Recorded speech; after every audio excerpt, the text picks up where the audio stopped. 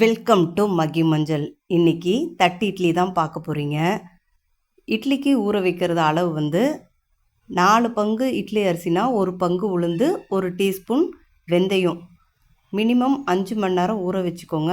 ஆட்டி புளிக்க வச்சுருங்க. தட்டு இட்லி ஸ்டாண்டு வந்து கடையில் விற்கும், அதை வாங்கிக்கோங்க. தட்டில் எண்ணெயை போட்டு நல்லா க்ரீஸ் பண்ணிக்கோங்க, இட்லி ஒட்டாத அளவுக்கு. அதில் 3/4 பங்கு அளவு இட்லி மாவை ஊற்றி நல்லா தட்டுங்க. அப்போ தான் ஈவனாக ஸ்ப்ரெட் ஆகும்.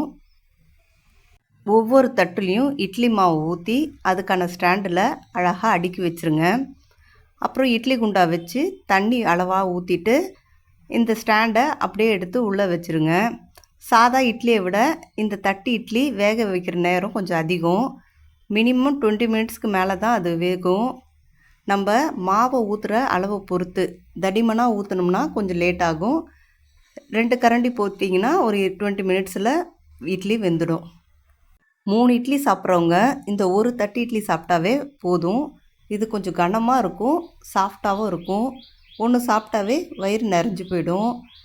இது எப்போனா ஊற்றுறதுக்குன்னா அந்த தட்டு ஸ்டாண்டு வாங்க வேண்டாம். அடிக்கடி இட்லி சாப்பிட்றவங்களா இருந்தால் இந்த ஸ்டாண்டு வாங்கிக்கோங்க, உங்களுக்கு யூஸ்ஃபுல்லாக இருக்கும். ஏன்னா ஒரே மாதிரி இட்லி சாப்பிட்றத விட இது மாதிரி தட்டி இட்லி சாப்பிட்டா கொஞ்சம் டிஃப்ரெண்ட்டாக இருக்கும். இந்த இட்லி மாவு அளவு வந்து ஒருத்தவங்க ஒரு மாதிரி மெஷர்மெண்ட்டில் இட்லி மாவு அரைப்பாங்க. நீங்கள் எந்த இட்லி மாவு நீங்கள் ரெடி பண்ணுறீங்களோ அதுவே நீங்கள் ஊற்றலாம்.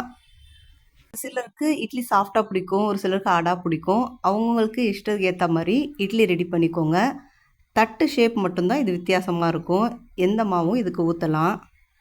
இட்லிக்கு அளவுக்கு ஏற்ற மாதிரி வேக வைக்கிற நேரமும் மாறும். அதனால் நீங்கள் தொட்டு பார்த்துட்டு இட்லி ஒட்டாமல் வந்ததுன்னா இட்லி வெந்துருச்சுன்னு அர்த்தம்.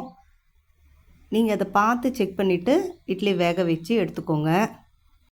இட்லி வெந்த அப்புறம் தட்டைக்கு வெளியில் எடுத்து வச்சுட்டு ஆறிட்ட அப்புறம் எடுத்தால் இட்லி வந்து ஒட்டாமல் வரும். இந்த தட்டை இட்லிக்கு இட்லி பொடியும் சாம்பாரும் சூப்பராக இருக்கும். உங்களுக்கு எது பிடிச்சிருக்கோ அந்த சைடு செஞ்சு சாப்பிடுங்க. பிடிச்சதை சமைச்சு சாப்பிட்டு சந்தோஷமாக இருங்க.